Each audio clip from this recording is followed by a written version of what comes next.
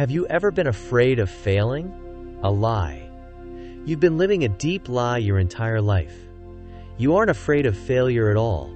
You're used to failure. It doesn't surprise you. The real question, the one that will keep you awake tonight, is this. Why are you so terrified of succeeding? Look at yourself. You're no idiot. You're an intelligent, thoughtful person. You see things others ignore. You have ideas that could change lives. So explain one thing to me. Why is it that every single time you're just an inch away from victory, you hit the red button and blow all your efforts sky high? Today, I'm not going to bore you with textbook psychology. We're going to talk about a simple, painful truth. Let's get into it. You have a brilliant plan. A project, a business, a new career, a perfect relationship. Your hyper-analytical mind has already calculated everything. You know you've got what it takes. You're 3 steps ahead of everyone around you. And then comes that magic night. You have the last 10% left to finish. Send that email. Sign the contract. Show yourself to the world. What do? Suddenly, you start cleaning the entire kitchen. Suddenly, you feel the urge to watch a 3-hour documentary about the life of ants. Or, my personal favorite, you pick a fight with the exact person who was supposed to help you the most. Average people around you, that gray mass living paycheck to paycheck, would tell you, oh, you're just lazy, you lack discipline. What cheesecake? We both know you're not lazy. When something excites you, you can sit there for 16 hours straight without food or water. You operate on a completely different level. Your brain simply has too much processing power to make simple decisions, so it prefers to manufacture complicated problems instead. So why is your own brain working against you like a hired terrorist? Let's go deeper. Forget the talk about low self-esteem. Your problem is the exact opposite. You are hyper-aware of your own potential.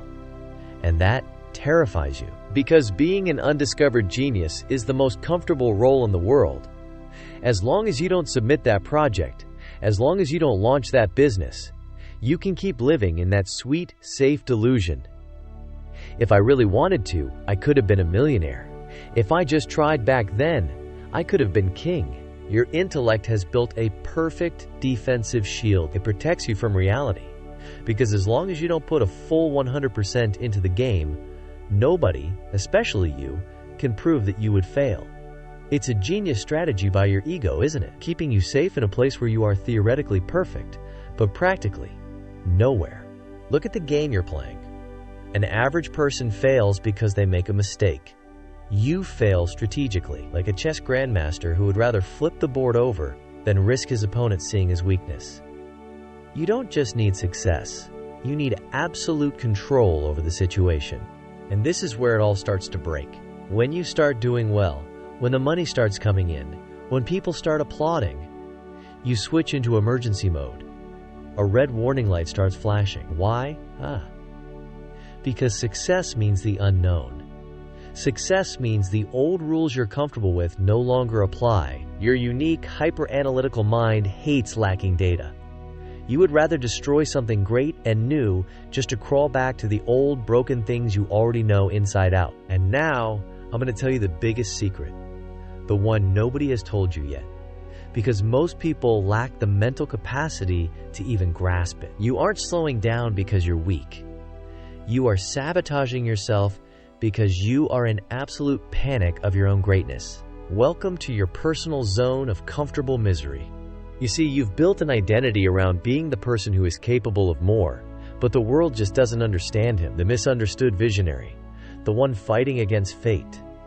That is your comfort zone. If you actually succeeded, this old identity of yours dies. You would have to accept that you're no longer a victim of circumstance.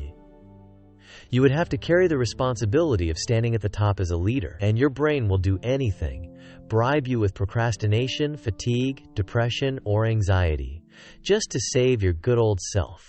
Case closed. Verdict. Success denied. You would rather be king of a small, familiar hell than a rookie in a big, successful world. So what are you going to do about it, genius? Are you going to keep playing hide and seek with your own potential? Or will you spend the rest of your life comforting yourself with what you could have achieved? Next time you're about to delete that email, push that project to tomorrow, or start an unnecessary conflict, stop. Ask yourself one single question. Do I really want to protect my old, hurting self? Or do I finally have the balls to find out who I am without it? And you are not small, so finally prove it. Not to me, but to yourself.